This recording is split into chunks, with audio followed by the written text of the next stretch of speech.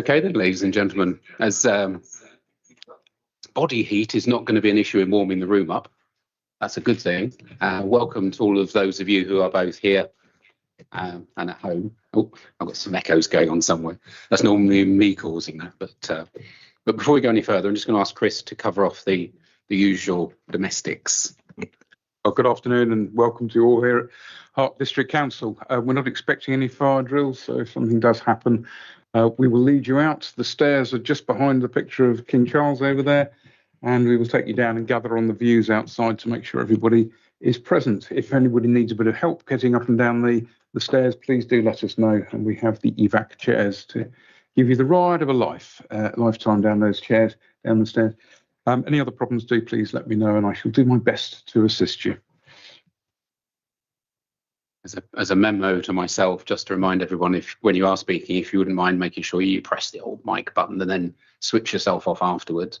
So again, welcome one and all, both here and online, to this very nicely warm summer's day. Before we go too much further, we do have two new members, but I don't think they're actually present today, so I'll welcome them properly at the next time, at the next meeting. So other than that, Kerry. Okay, so we do have a few apologies for today's meeting. So we've got Marlon Caddick from Gamma Aviation, Ben Gleeson from Farmer International, Wally Epton from WAE Associates, Councillor Kevin Bettesworth, who is the new councillor for Hampshire County Council, replacing Rod Cooper, Councillor Jax Olmo for Surrey Heath Borough Council, Councillor David Munro for Waverley Borough Council, Councillor David Argent for Crondall Parish Council, and also David is the replacement for Councillor Claire Howlett-Malloy, and I believe David was actually on the committee previous to Claire joining, so he has been on here before. And then lastly, there is Councillor Cole Turner for Short Parish Council.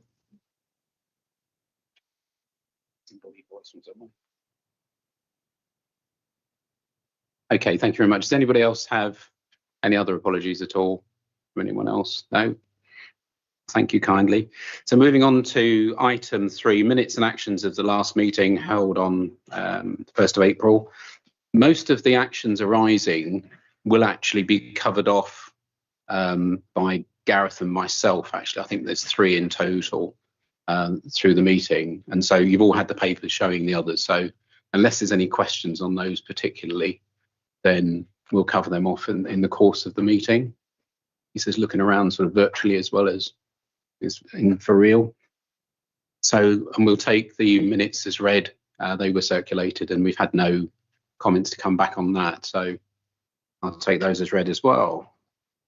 But in terms of my own sort of opening remarks, what I wanted to concentrate on actually was that issue arising, action 3, which was to do with the formation of a steering group. Since the meeting, I've taken a number of soundings from both members and from the airport company. And given the number of, there's quite a few changes that are all building up together across the autumn and towards the winter. And so what I've done for the moment is, based on the fact that the Constitution requires us to review the Constitution itself on a 5-year basis, based on the date of the adoption of the previous one. The Constitution that we're working under at the moment was sort of signed off by your good selves on the 21st of October 21. So that places the action, if you like, at the back end of this year and early into next. So we're not falling foul of anything that we shouldn't do. What I'd like to do is, as I say, based on the fact that we've got a new CEO coming in, there's a local government review, there's almost certainly going to be quite a few changes inside the Department for Transport, given that the Prime Minister is going to change in the next few weeks. That's my information that I'm getting anyway. The move towards getting ourselves as an airport designated, that's also sort of meleeing around, waiting for the politics to settle. So there's a whole raft of activities going on. So what I'm proposing that I do, if this works with yourselves, is we've got the three sort of primary groups within the committee: the users and the airport company in one grouping, if you like, local authorities, and then local interests. And what I'm planning to do is probably from September onwards, to spend some time with each of those groups, going through, trying to get a sort of consensus and a corporate, that's the right word, collective view on where those parts of this committee think they should be going forward. So we can all learn from our past, but actually it's in the brave new world we're in at the minute, it's sort of borderline irrelevant. It's where we want to be going to. And so I want to take some time to actually see how we take the committee going forward, such that by the early part of next year, probably into the spring, we can make sure that what we've got is a committee that's sort of structured, set up, resourced, doing all the things that we'd like it to do and that it could do, and take that into the next 5-year block. So that's what I'm looking to do, unless there's any massive objections along the way there. The bit that I would like to sort of put on you this afternoon, though, is, if you like, is we've talked previously about the whole process around the airport not being designated. The fact is that designation process, of course, when it was done, the airport itself was the Ministry of Defence establishment, so therefore wasn't part of it. And it's clearly an anomaly. The airport company have done their level best to actually get the DFT to grapple with this. We've had the DFT doing some grappling, but they sort of, as only those sort of departments can, it becomes a hot topic, then it doesn't, and so on. So it's bobbling around a little bit.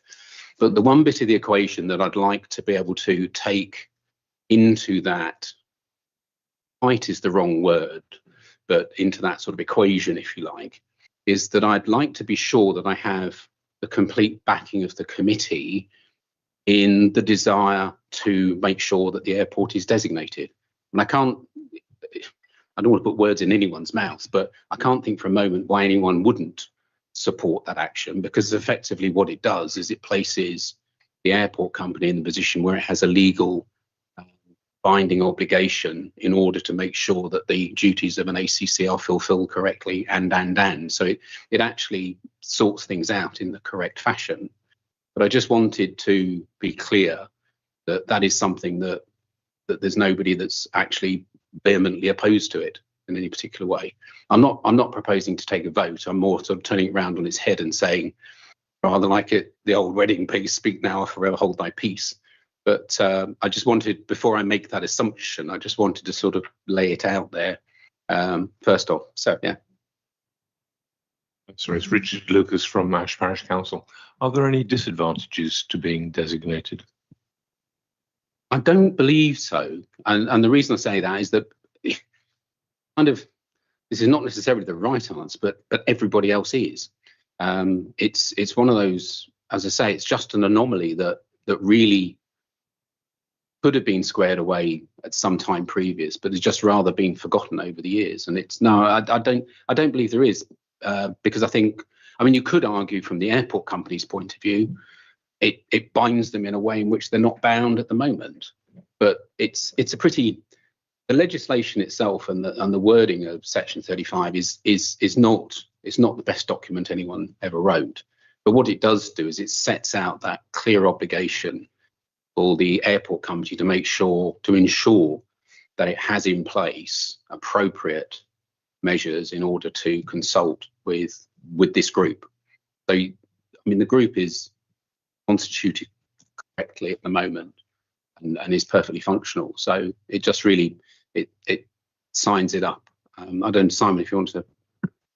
Yeah, I was just going to add, we've looked at what the implications might be, and the only one that we've identified is that we take ownership of this committee. So there's no other impact for the airport of being designated or not beyond ownership of the FACC, as Chair has outlined.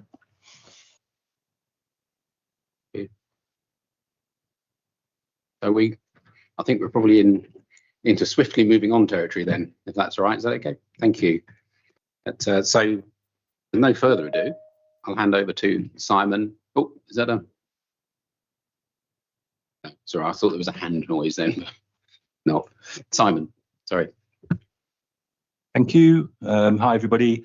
So obviously we circulated the information report, and you will see that the traffic at the airport is exceptionally strong.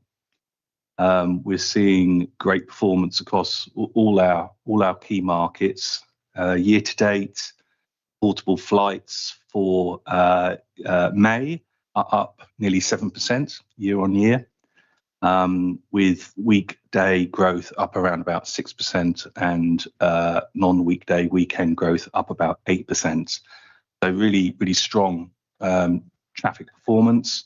We're also seeing a pronounced increase in ATMs above 50 tonnes MTO, with an increase of around about 22% year on year, which in absolute terms is an increase of 72 flights across the first 5 months of the year, an average of 14 flights per month.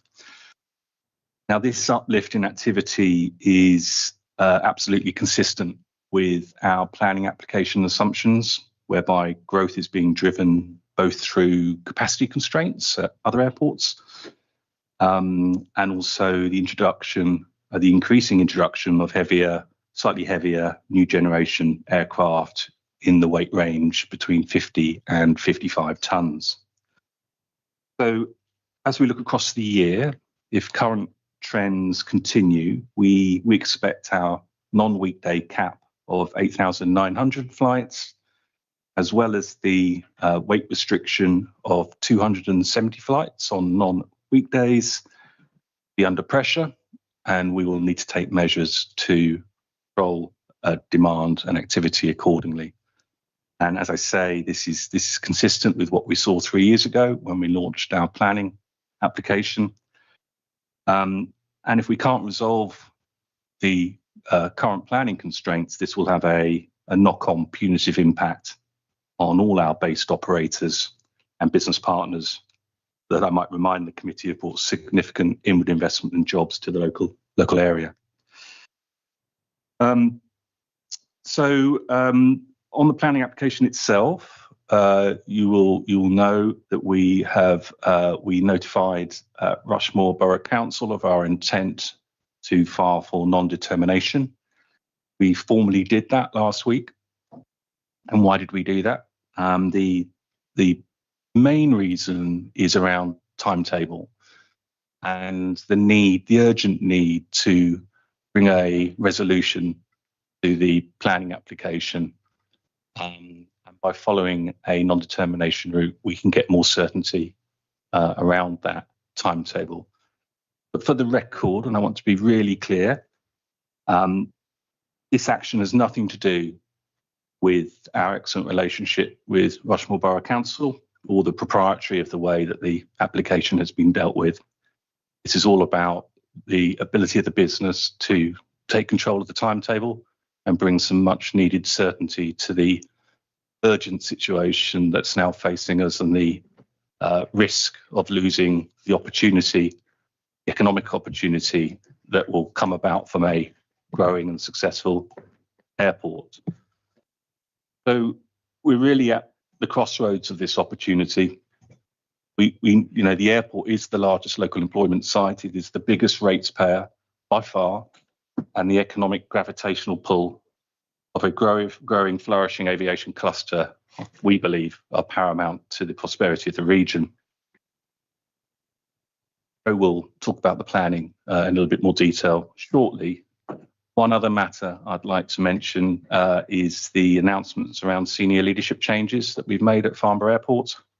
I shall be stepping into the executive chair role from the 1st of September, and we've appointed a high caliber successor. Her name is Maureen Eugene, and she will become the airport's new group CEO from the 1st of September.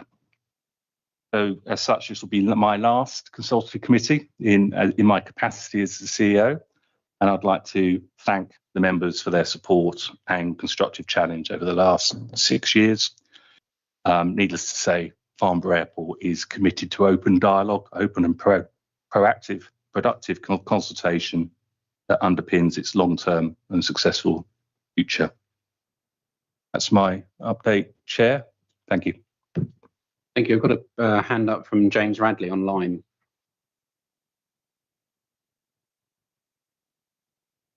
Oh, James. Hello, yeah, let me put my camera on. Stop the echo. So my question's this, and I was going to hold it off to Joanne's section. I'm afraid I got an echo. Oh, it's gone. So the question I've got, and I would have saved it to later for Joanne's section, but it was raised just now. The plan to so is the quickest way of getting this resolved would have been for FAL to wait for Rushmore Borough Council to determine it. To actually go to the planning inspectorate is a very long delay. It's indeterminate. You don't know when they're going to get around to processing it. This is a riskier strategy in terms of length of time than simply waiting for Rushmore Borough Council to get the response to your Regulation 25 request questions, which, by the way, Rushmore Borough Council, I thought were absolutely fantastic and very insightful and very professionally put together. And would it not have been better to respond to those Regulation 25 questions and then allow Rushmore Borough Council to decide this for themselves?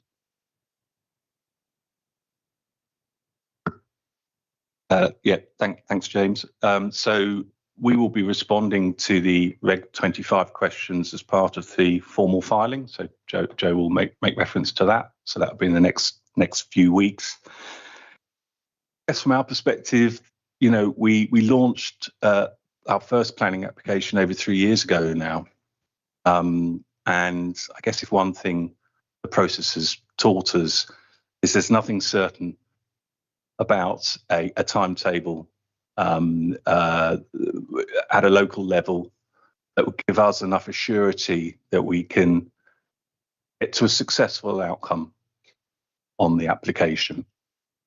And we felt that following the non-determination route, one way or the other, we will know the answer by early next year. And we believe it's a compelling case and it will be granted forward from the beginning of next year. And that's why we've chosen that path. Okay, thank you. I understand that. Thanks, James. And as I say, I think Jo will have a little bit more detail as well in her section on that. Edward, your hand was up, then it was down. I think it's back up again now. Sorry, I don't know what was going on there, but yes, it is up. No worries. Thank you for that.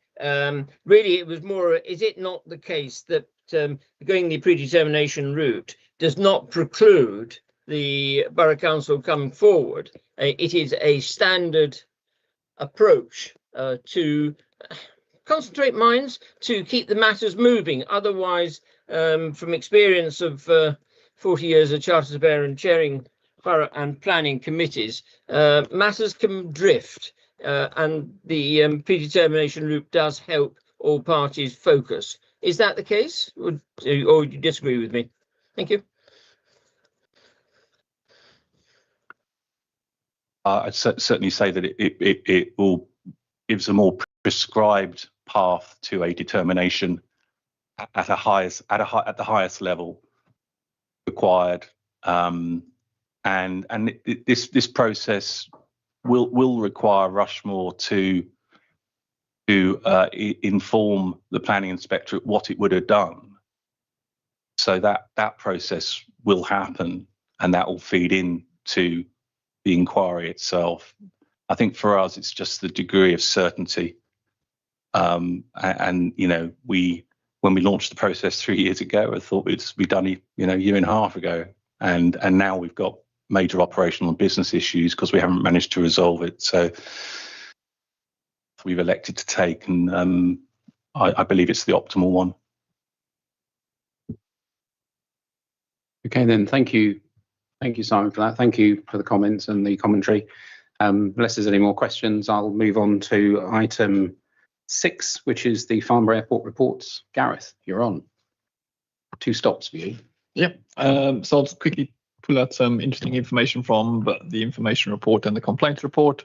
I'll start on runway 24 usage for 2026. So we saw a complete change to what we had in 2025. So we went from 48% on runway 24 up to 69%, 38% in April, up to 50%, and then a major leap in May. We went from 40% on runway 24 up to 71%. In 2026. So just an interesting little bit of information of how unpredictable wind direction is and for our operations on an annual basis.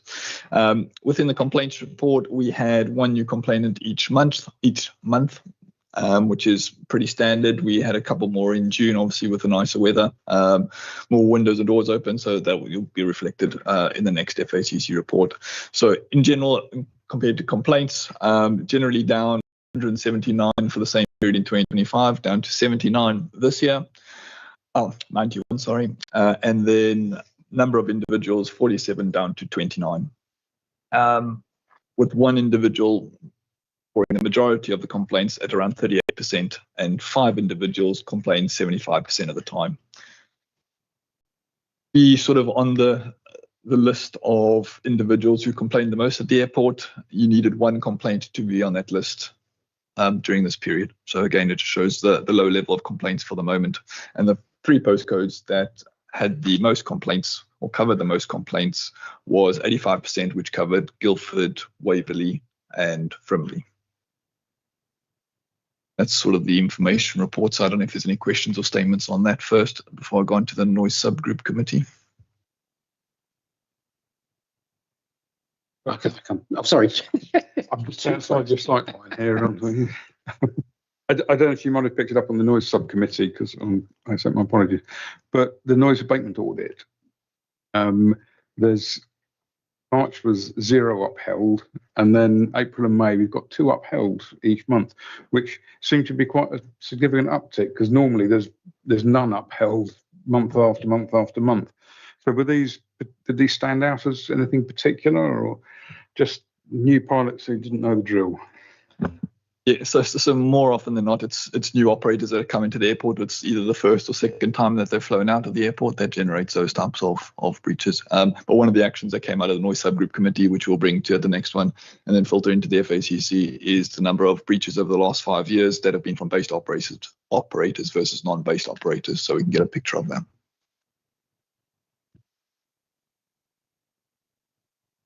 Okay, that's great. Thank you. Do you want to go for it? And the noise subgroup committee, again, we held in June.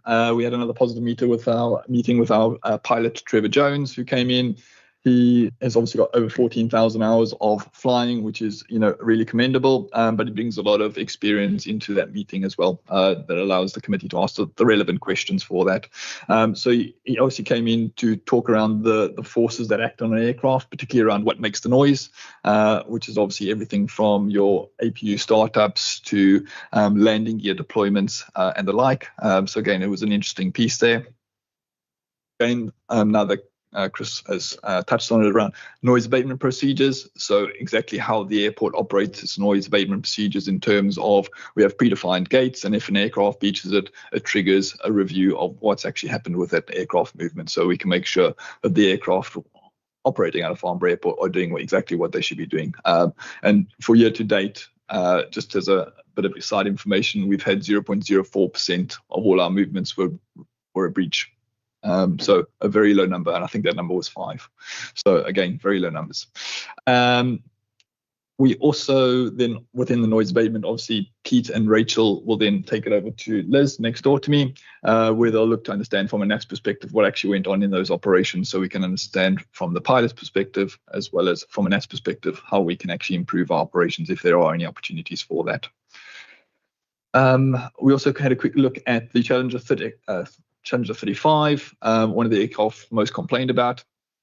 Just looking at terms of the age of the aircraft that are operating there. So 63% of the fleet of around 83 is 10 years and younger. So still relatively a new fleet with that. And then we also touched on a few other bits and pieces around complaints, particularly specifically related to helicopters. And one of the actions that have come out of that will be at the next or the following noise subgroup committee. We will be looking to get the British Helicopter Association in as well, just to make sure that we can adequately confirm how helicopters are operating within our airspace and that they're operating correctly within our airspace. And the last little bit was just around our planning application that we had for the permanent noise monitor that went into U-Shot, or is hopefully going into U-Shot recreational ground in the near future.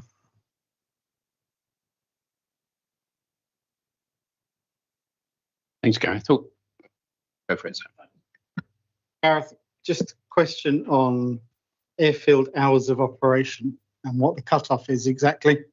The last departure on Sunday night was still on the ground at 8 o'clock and didn't leave the runway until after the clock hit 8 o'clock.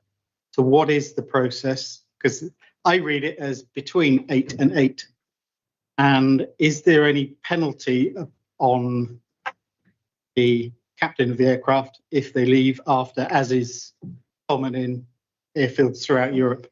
Yeah, so Gareth, that's for you or for Liz? Yeah, so Gareth Saunders is absolutely correct. So on Sunday we had what we believe is a late departure. So we're currently going through investigation with NATS as well as the operator themselves, just to understand what were the circumstances around the picture of that.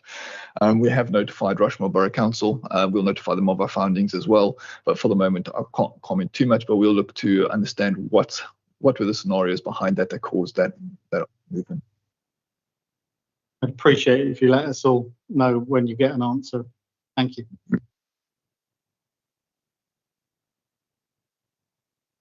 Can't see any more hand. Oh no, sorry, Jenny. Jenny, I can see your hand up, I think.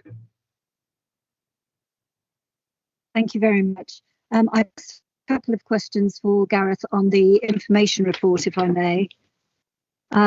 It's interesting to see on the movement summary table, big jump in weekend movements from almost 600 up to over 1,000, and also on the heavy aircraft movements jumped up in March and seem to have continued. Can we have an explanation about the reasons behind this, please? I think we come on to a little bit later, Jenny, in terms of some of the questions that were raised by Hamish Johnson that were sent through and were circulated around there, but we'll read those out a bit later. Okay, thank you. And then I had one on the air quality monitoring. Once again, in March, we seem to have very high figures across the board at all of the monitoring sites. Is there a reason for that as well? No, not linked to aircraft movements, Jenny. Just general environmental conditions at the time that would have caused a slight above normal conditions for air quality. Okay, so the weather conditions in the spring again. And finally, the Farnborough Airport Community Environment Fund, good to see that people are feeding back on how their funding has been used. I was interested to know who'd been invited to the Nexus meeting, because actually these are things we need to be promoting to a wider audience to help encourage more people to apply for the community grants. I think there's probably some good schemes out there, but it would be interesting to know how the invitation worked out. Yeah, totally agree with you, Jenny. I think the Community Environmental Fund has really grown over the last 2 years. So they've had sort of sessions where they've brought in hopeful applicants as well as current applications or applicants, just to understand the process and give some positive news stories of how the funding has helped their organisations. I can't give you confirmation on how they were selected, but I can chat to Mark Sanderson and find out. I can, Gareth. Oh, can you? Yeah, I can do that, Jenny. Jenny, the fund, as you know, is managed by Rushmore Borough Council. So the invites are generated from them. We host the event. That's literally our role, and a bit of promotion, because obviously we want to drive projects to benefit from the fund. but the people at that event are invited by Rushmore. I can certainly pass on your comments, though. It's fair comment.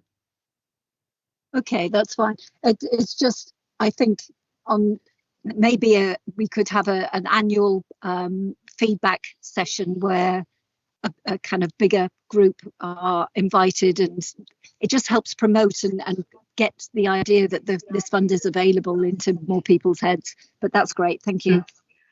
Ironically, Jenny, you're not here today, but I'll save one for you. I brought the annual report. It's at the end, but I'll save one especially for you when you come back. Brilliant. Thank you. If I can just add a little bit to that as well. Obviously, you came along to several of the parish councils, certainly over our side of the district, which is very helpful to sort of promote some of these things that are happening. We can keep doing that.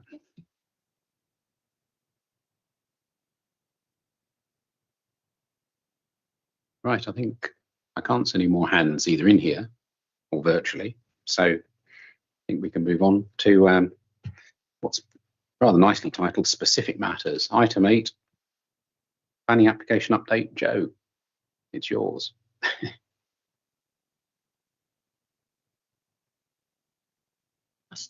Share my screen, bear with me a second.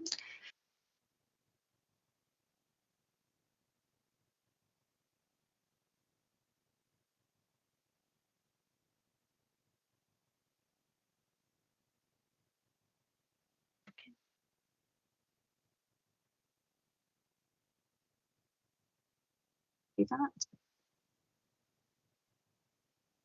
No, Matt. There we go. Okay, flight path update. Might a bit closer, of course I can. Is that better? No problem. Better? Yeah. Normally I don't have that problem with my Glaswegian voice. You should know that.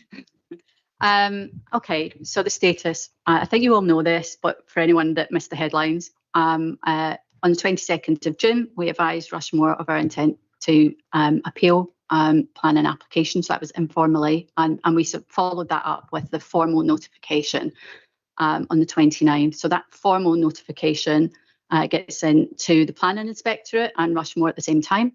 So PINs, you'll hear us talk about PINs, that's planning inspectorate for anyone that doesn't know that. And then on the 30th of June, and one of the process points that was driving some of this in the background was a determination date for both applications was set for the 30th of June. So following on from, I imagine your next question would be, well, that's fine for one application, but what did you do with the 70,000 application? So we've extended that determination date to the 31st of December this year. We'll revisit that again once we have more information about the timetable for the appeal, and we'll see where that goes. And then we expect that appeal to be submitted to the planning inspectorate, and Rushmore get all the exact same documents as well around the 15th. It's probably tracking more towards the end of next week, but that'll be next week. So that will give everyone some healthy reading material there. And then some people might not be aware of what an appeal process looks like, and there's 2 stages of that you can appeal. But depending on the complexity of an appeal, then it might need a bit more of a formal, larger scale process, and that gets escalated into an inquiry rather than a hearing and written representations. So what I intended to do with this slide was, one, give you some links so that you could go and find the information from the planning inspectorate if that's useful and you're not aware. I imagine many of you are.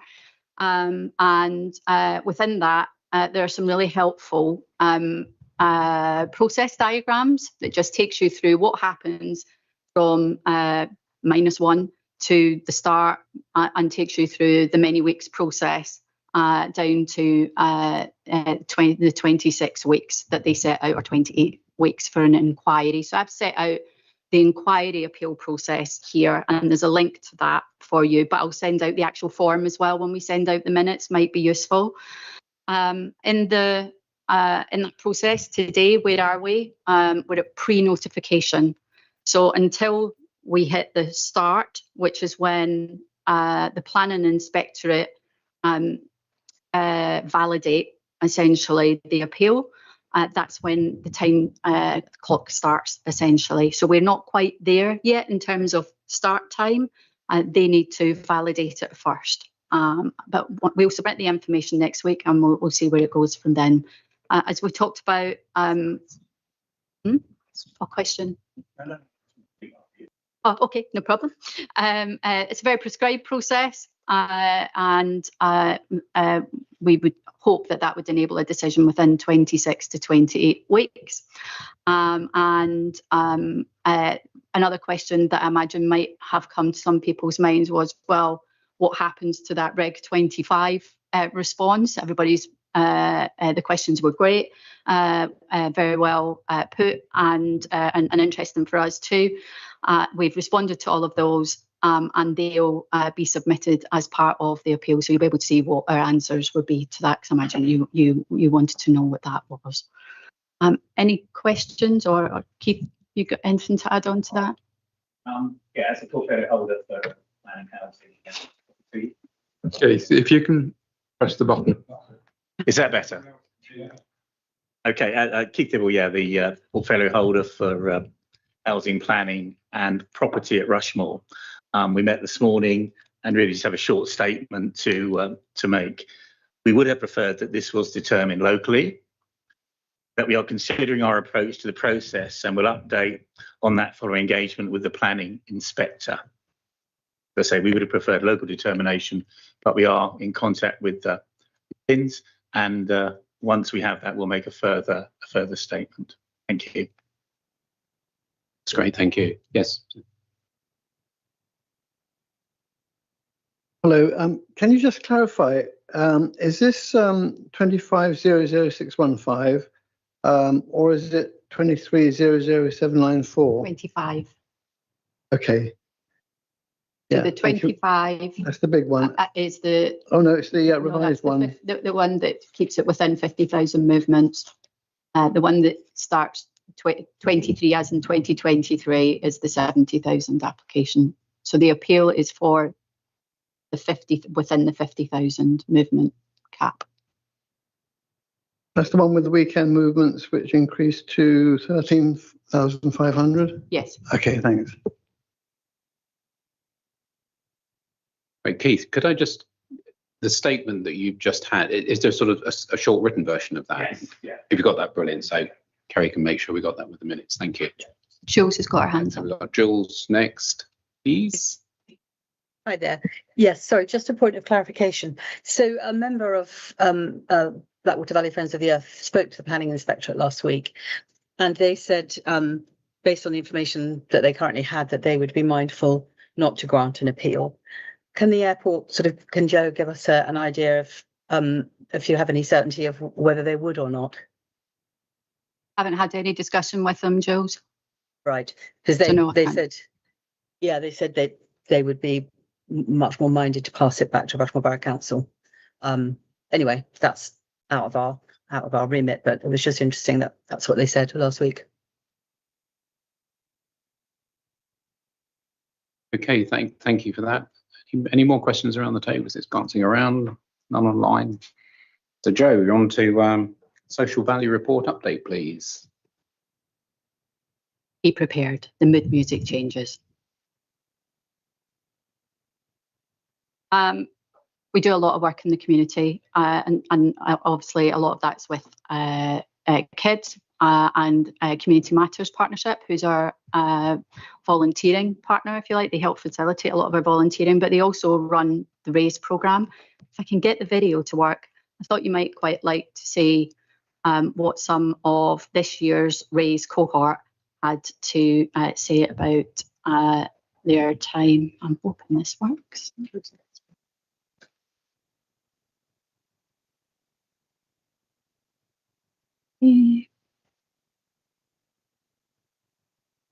Not going to get sound, am I?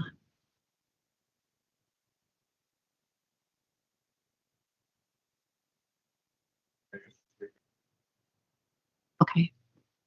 Yeah.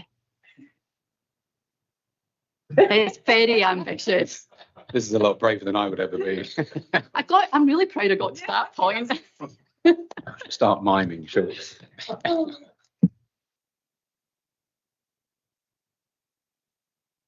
Okay.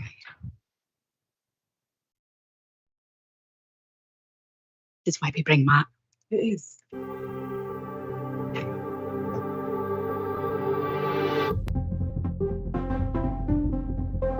Raise to me is kind of like all the opportunities and like the careers within aviation. You can see the different areas of every single place we're going to, and I just think it's a really good opportunity to have. It's an enticing opportunity. It opens us up to more options. It's like a book. It opens us up to more pages. It gives us opportunities, and it's putting us ahead of the game for future years. Well, seeing as I want to work in aviation, just kind of every single area within it, and like seeing the private jets up close, being able to see all the different rooms within Farnborough Airport is not really what you get to see in like a usual airport, so going to the more personal, private one is just quite cool.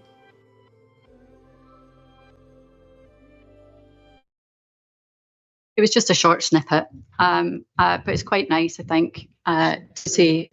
I need to share that with you. Gosh. It's too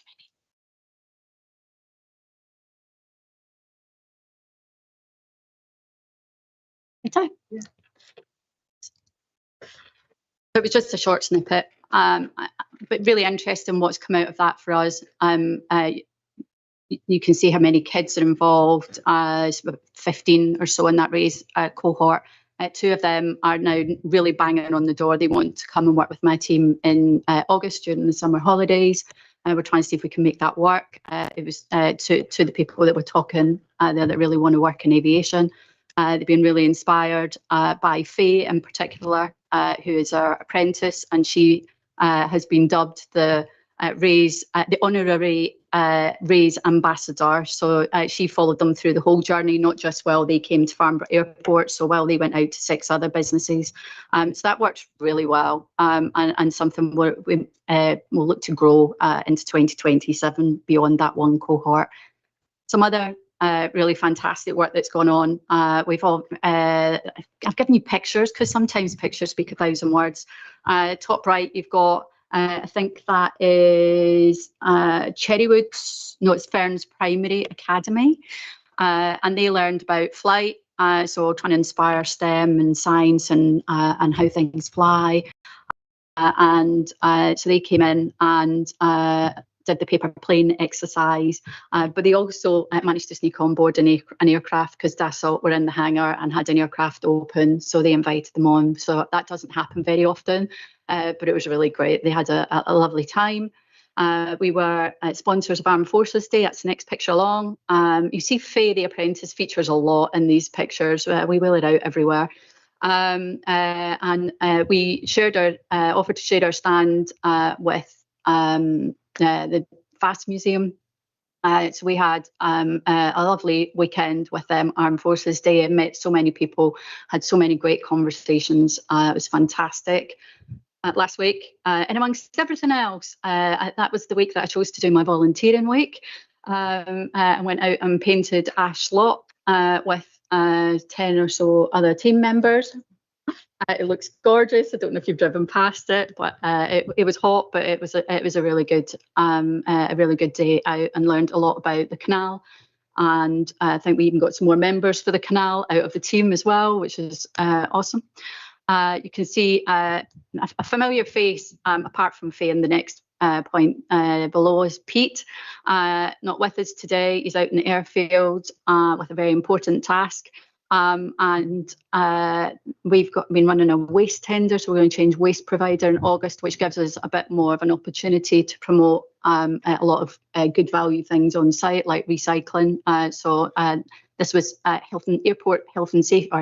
Airport Safety Week, and we run an event in the hangar. Lots of different stands. We've had some charity partners there. The Source were there. and a number of others, which was fantastic. And then a cheeky little one, because I don't know if you know, but we have 19. We've had 19 nests on site this year, with 185 fledglings. But this was the most impressive, and I don't know how on earth you get 14 eggs and 14 chicks in one of those boxes. It's a feat of magnificence, and they were absolutely stunning. They moved in after the mice were using the bird box over the winter. So we have a really good relationship with some local people that help us over in T area, over the south side, with the bird boxes, bird ringing, and so on. Lots of other activity over there, and hives. I should have spoken about that before. Just to give you a bit of a different flavour than all community. It's a different kind of community. Then we got the Pride of Rushmore awards with Mara in the room. We had a wonderful night learning about many really good people in Rushmore and what they've contributed to the community. So that was a fantastic but very, very hot event in black tie. And then the last one was Just Raise, which is close to our heart, but it just shows you the number of people there involved in raising the room, and that's probably only about half because I had to crop the photo. But lots of really good stuff going on. And back to Jenny's point about charities that we can work with, how we can support them, and volunteering. If people need volunteers, let us know. We don't always do it through CMP. People ask us directly at Basingstoke Canal, and a good example. So do contact us as a team, and we'll see what we can fit into the calendar. That was me for today. That's great. Thank you very much. Sorry, my button wasn't working. But, so thank you very much for that. It's always nice to hear good stories like those. So moving on to the next item now, item 10, which is the airspace update, which is Les and Rachel, I think. Or Rachel, really. It's the Rachel show, isn't it? Yeah, it's me. It wasn't going to be, but it is. Actually, I have something positive to say. Yes, at long last, the new body to deal with airspace modernisation in the southeast has stood up. All the ins and outs that were necessary to get there, the change to the NATS licence, the lawmaking that had to take place has been achieved.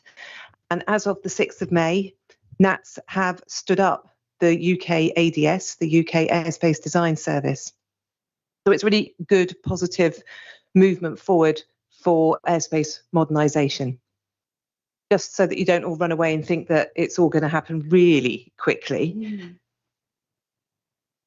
We are in the process of transition. So what this means is that all the airports in the southeast that had previously initiated airspace change for modernisation are now going to transition those ACPs to UCADs. So this process obviously is a learning curve for everybody, and we are within this process. What that means is that some members of the UCADS team have come to Farnborough. We have hosted them at Farnborough. We've learned about the mechanism of the process, and we've educated them as to what Farnborough looks and feels like, because it's important. They hadn't ever been before. So that was a really good meeting. Then we've been down to Swanwick to the bespoke setup that there is now down in Swanwick. And by that, I mean UCADS has its own offices and its own simulation activity within those, which is great for work that we need to do going forward. And we went down and we briefed them on the work that we have done previously, which bits of the options that we developed worked, which bits didn't, why they did, why they didn't, what's changed since we did that work, what the airport is looking at for the future. And again, it was really important to do that because they are a new team. Some of them are old like me, and we've been around this block quite a few times and we know each other. But equally, there's very new members and very young members to that team. And so it was a really important day for us to have that opportunity to speak face to face with them and give them information about what Farnborough is looking for going forwards. That's part of the transitioning that is going on. If you look at the airspace change portal at the moment, all the ACPs are still there. They haven't gone yet.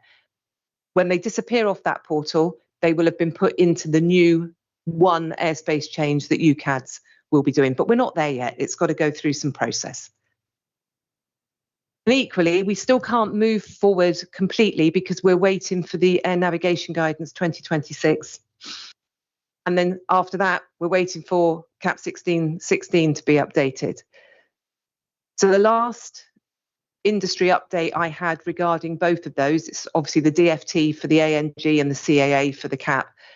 But then we're saying publication in July, but that was before the political changes with regards to the Prime Minister were part of that. So whether that July date is still July or whether it's now more like September or October, I have no information on that. But the reason we need to wait for these before we can actually look at timelines is that we have to understand what the ANG is going to say and what that's going to mean. And equally, until that happens, the CAA cannot publish the new process. So this is why there's still no timeline for any of this.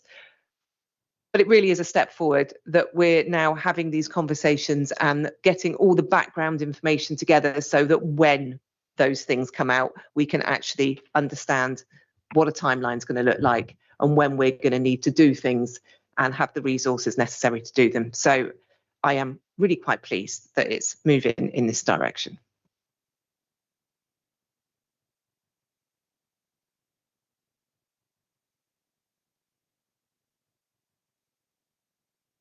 Is that done?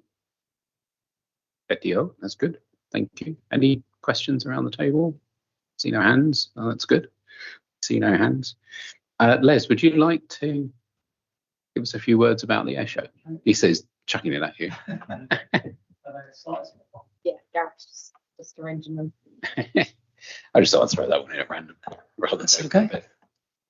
It wasn't on the agenda, but we thought we'd just give 5-minute update on the air show, which kicks off next week with validation week and then into the following week, which is display week.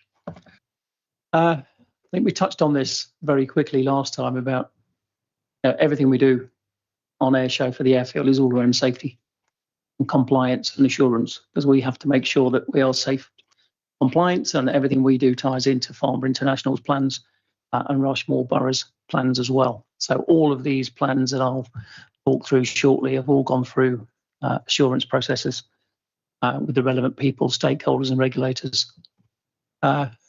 So I'll just make a point that other than being the secretariat for this forum, Kerry's a project manager for the air show. So she does have a proper job. So it's very much her work and it's come into the culmination of 18 months of planning. So what does the plan look like? We use a standard sort of MS project type format, over 500 tasks. Those tasks tie into Farnborough International's plan, which has thousands of actions for development, the creation of the buildings and the village that goes on over there. And the plan's made up, we've got the planning phases, we've got the build-up phases, we've got validation, show week, and we've got closeout and debrief, where you look at what's happened and what you can potentially correct for the next air show. So currently, as we sit here, 3 or 4 days before validation week, plans all on track, no concerns, no issues from our side or from Farnborough International side that I'm aware of. Just in terms of the bottom, obviously, I think it's probably a bit small for anyone to read, including me.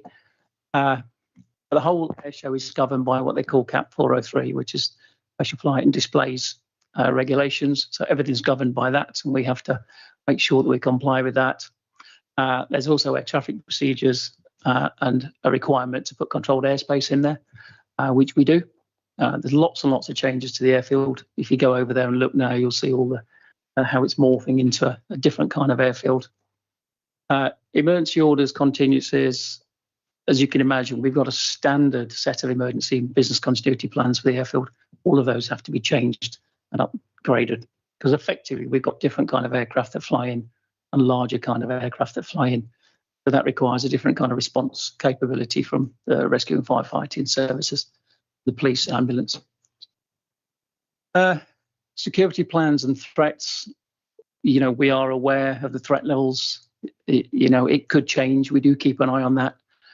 Farnborough International have a show control area which is manned by all the emergency services, and we are part of that setup. And should anything happen, we have a representative that goes into that forum, and all our plans reflect that. And as you can imagine, there's oodles amounts of safety cases and risk assessments that go with all of this activity. So very comprehensive. So displaying aircraft for the anoraks amongst us, I'll let you read those, but it's fast jets, which is always the attraction. This year we've got a couple of eVTOLs. That's the vertical takeoff and landing aircraft, which will be the first of their kind in the UK, demonstrating at an air show. If you cast your mind back to 24, we were trying to get those flying, but they didn't have permits to fly in the UK, but they do now. So you'll see those on the airfield, which will be great for the air show and great publicity for us. So changes very quickly. Next week is all about accommodating large aircraft and fast jets in amongst our business as usual traffic, which is always a challenge. It's more challenging than the air show week, to be fair, from an operational perspective. Effectively, we have to clear airspace and clear a gap periodically through the day for these aircraft to do their displays, and then they get validated by the flying display director to see whether they can fly or not. And hopefully most of them will get through. Then we roll into show week, and hours we normally shut down about 12 o'clock, being a regulated airport. Then we transition for half an hour, and then at 12:30 till about 5 o'clock it becomes display show timing. So at that point, for those of you, most people watch the show. What we're interested in is the logistics that goes behind how you get aircraft from the show over to the various runway points. So you'll see a whole logistics part going on over there that no one ever sees because they're always looking up. But our challenge is that ground piece. First oversized aircraft lands this Saturday. So we've got C-17 coming in on Saturday with seven jets from the Al Fazan display team. That's about 260,000 kilograms. So as you can imagine, normal aircraft here, 80 tons. That's significantly larger. So it brings challenges. So what you'll see is that aircraft will land on the runway and they'll be hooked up and manoeuvred by tug off the runway because we've got no other way to do that. So you'll see a few of those unusual things happening on the airfield over the next 2 weeks. Timing's very similar to last time. The only difference is we're still waiting for confirmation of the opening, which PM is going to turn up, or is a PM going to turn up? We don't know. Still waiting for what that's going to look like. But what we do know is it'll be a fly past of sorts. So we'll see on that one. Can't confirm that one as yet. Securities, as we just mentioned, we are very closely connected with the police and emergency services, and we will be beefed up. But there's nothing to suggest that anything's going to happen untoward currently as we sit here today. And that's it from myself, unless there's any questions. I've got a first question from Jules online, and then George, if that's okay. Jules. Yes, two quick questions, if I may. The first one, Les, could you tell me who's responsible for the road, the traffic issues, road safety? Who would that be? Who would I contact about that? Yeah, the traffic management plan is produced by Rushmore, ultimately signed off by Rushmore, and with all the stakeholders in the room, and that gets issued. So that would be Rushmore Borough Council. Yeah, Right, it's okay. created by the AA and submitted to RBC and Farnborough International. Okay, cool. Well, just to mention it, obviously I will contact them, but the issue is for me and for many people who travel between Fleet and Aldershot is the bollards on the corner opposite the bridge, which has recently been refurbished at the edge of the airport.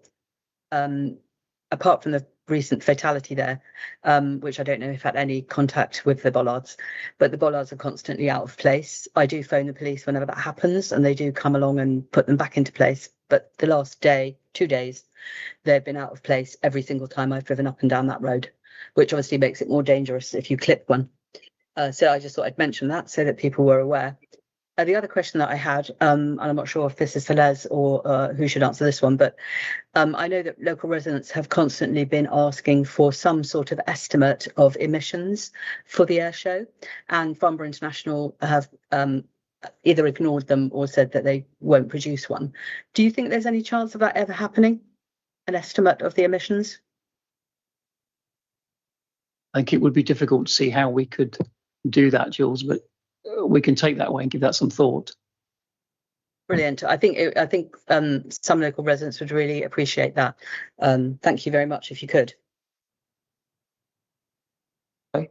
And just on your other point, Jules, the fatality down at Laughlands Road didn't involve those cones, bollards. It's literally there's a sharp bend just before the AAIB, and what's happened over the last few years, I think we've had 4 or 5 incidents where cars come around that bend so quick they go airborne and then they lose control and they hit the fence.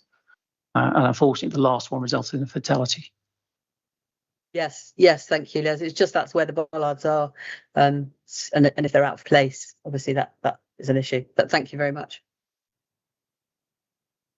Thanks, Jules. Les, George. Sorry. Well, on the subject of motorists, I think most of them would like to be flyers because most of them seem to be airborne most of the time. The speed they drive at, diabolical. Anyway, I couldn't read the screen, Les. So is the first of the validation show week starting on the 11th when those flights come in? And the date of show week, can you give me the date of show week just so I've got it right?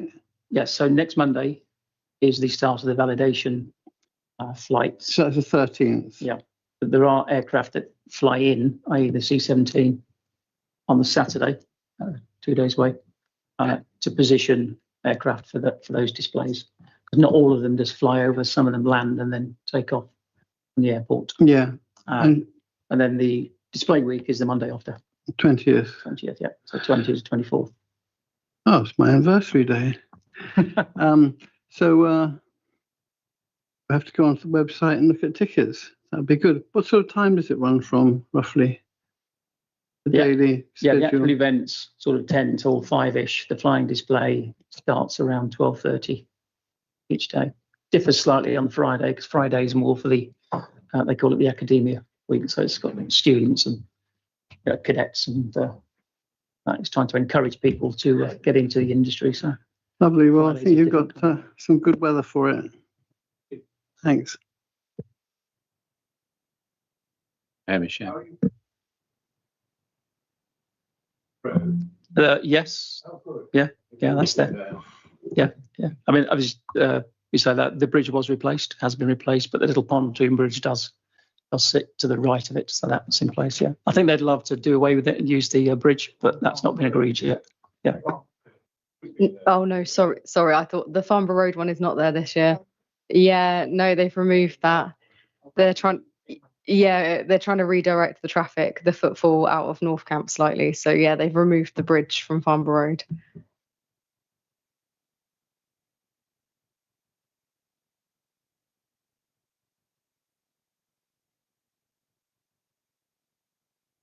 Could you just press your microphone, please?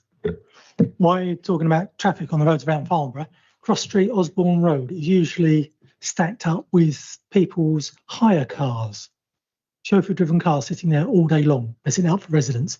Are you going to take any action, putting people on the out there, asking them to move their cars to a proper, safe place?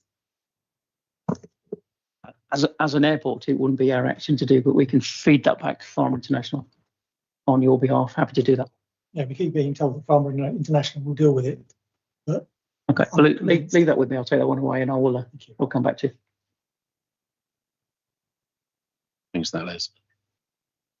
Any more? I think we've reached the end of that one. Thank you. Fascinating. Yes, fingers crossed on the weather.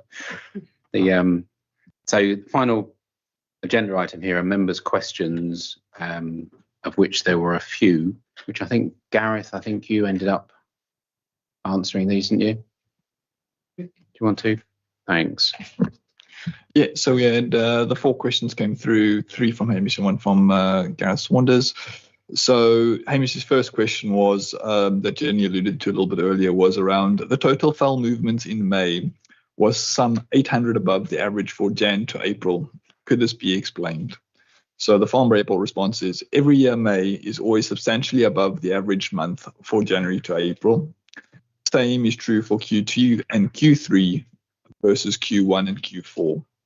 For 2026, we are seeing very strong growth across all our markets. In particular, we are being positively impacted by the declines at other airports, especially Luton.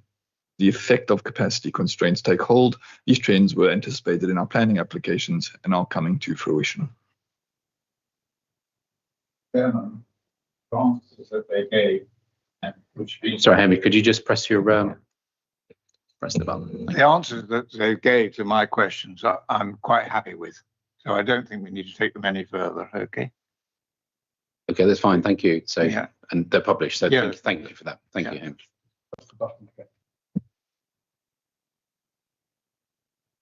And then similarly, Gareth, do you want your question raised as well, or? No, I'm fine with the answer. Thank you. That's what we like, a little bit of a chord. So I've got 2. Sorry, I've got Jules online, and then yourself, if that's okay. Hi, thank you. Sorry, this one only came in to me yesterday. It's just raising the issue of the noise from the Bombardier Challenger 350 again. As we know, it's probably the most complained about aircraft and noisiest recorded. And we've discussed it several times, and I may be at fault myself for not keeping up with this. But apparently the airport had offered to investigate and identify some solutions. Has that happened? I think, Jules, from that perspective, in terms of solutions, that's quite difficult for us. So we have reached out to the manufacturer for them to investigate the issue around the noise that it generates. Unfortunately, when I did reach out to them probably about a month ago, I hadn't had any further feedback on it. But it'll be one we look to keep on top of over the summer as well. That's when we suspect a lot of work into the aircraft may be going on. Okay, great. So we might get an update later in the year. Thank you very much. Thanks. Sorry. Is that the one? Just the one question there, Jules? Yes, thank you. I've got another one, but I think it's easier if I write, and then members can see the response. Thank you. Okay, that would be great. Thank you. A couple of things that Simon said made me, or caused me to reflect on my ignorance of the airport's commercial operations. You mentioned the fact that the uptick in business is in part driven by capacity shortfall in surrounding airports. And you also talked about the need for, or potential need for, demand management if we get into planning constraints or planning delays, which made me wonder how the airport goes about selecting what sort of business it wants to attract from other airports. Do you run, or have you done the feasibility of running differentiated tariffs and pricing according to the externalities an air traffic movement would cause on local residents? In other words, for example, would you charge more for a Bombardier Challenger 35 aircraft than an equivalent from, I don't know, Gulfstream or something like that? Thanks for that. So the dynamics of the market are such that Farnborough Airport is the largest business aviation gateway in London. However, it does compete with London Luton airports and also, to a degree, Biggin Hill and Northolt. As Luton gets busier and prioritises commercial airlines, smaller, lighter jet aircraft get squeezed out and struggle for the slots that they need. And Farnborough Airport benefits from that overspill. So our growth, our long-term growth, comes from the overall market growing, which we believe is a factor of GDP over the long term, plus market share gain as a result of constraints at other commercial traditional airports. And of course, over the last 20, 25 years, Airport and Gatwick Airport have squeezed out smaller lighter jet aircraft and no longer handle them. And it's commercially rational for big traditional airports to do that because they make more money from an aircraft carrying 200 people than they do from an aircraft with 4 people on. Quite straightforward. Our pricing structure is linked to weight of aircraft. And so a Challenger would be charged based on its weight. It's not the heaviest aircraft, so it wouldn't pay more than an aircraft that's, say, 48 tons, or whatever it is.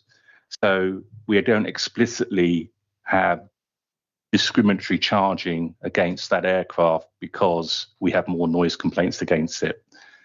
In terms of how we, in a world where we have to demand manage, it's really first come, first serve. We take the bookings from whichever operator makes the request, and when we run out of slots or capacity at the weekend or for a certain aircraft weight, then that's it, we can't take any more, and we just turn aircraft away. Traditionally, that would happen on the aircraft over 50 tons at the weekends in sort of September time. We would start to actively think about what's going to happen for the rest of the year and not take bookings if we think we're going to breach that particular threshold. This year, we're going to have to do it not just for the weekend weight issue, but also for the overall total movements for the weekend, because it looks like if we just let demand happen unfettered, we would breach the 8,900. Have you done any feasibilities of differentiated pricing according to the level of complaints that are attracted to an aircraft? No. Is that something you think you should do? I think our charging structure is the correct one in a competitive market. I think it's not something that we're considering, and aircraft over time will get quieter as newer models come into place. So we don't have noise penalties based on noise output for different aircraft types. No, we don't, and it's not something we're actively considering.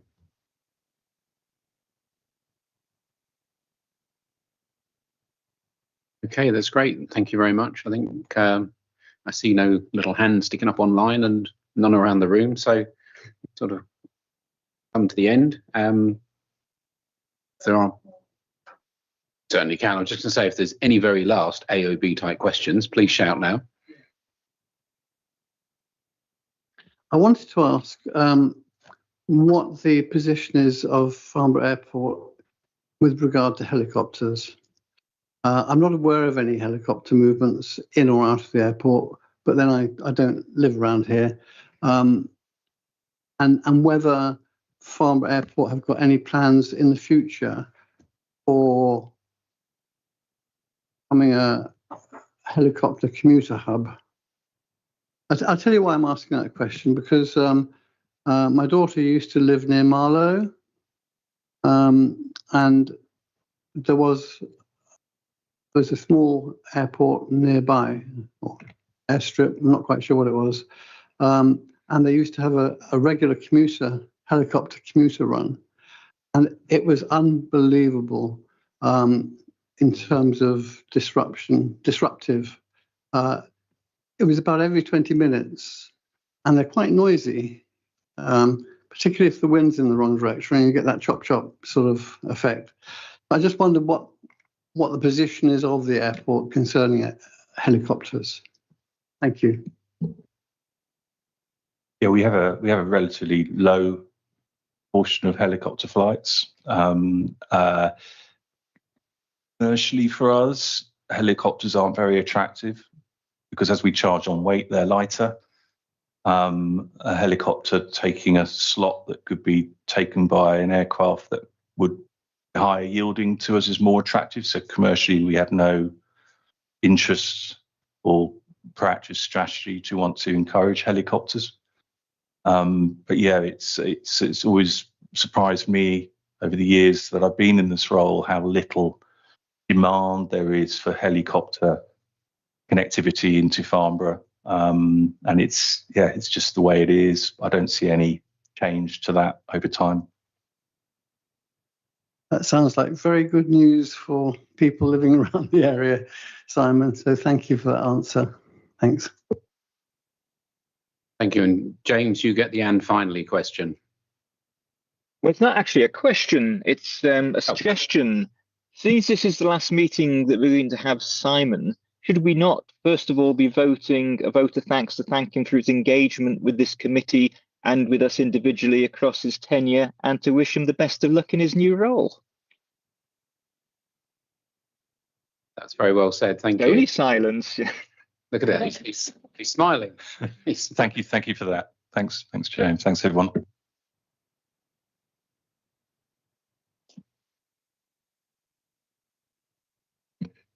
On that happy note, I'm going to say no more because it's quick while you're ahead, I reckon. Date of the next meeting, I think, is the 12th of November, which seems a long way away at the moment, but I'm sure it'll scamper up quite quickly. But thank you, one and all. Thank you, everyone online. Safe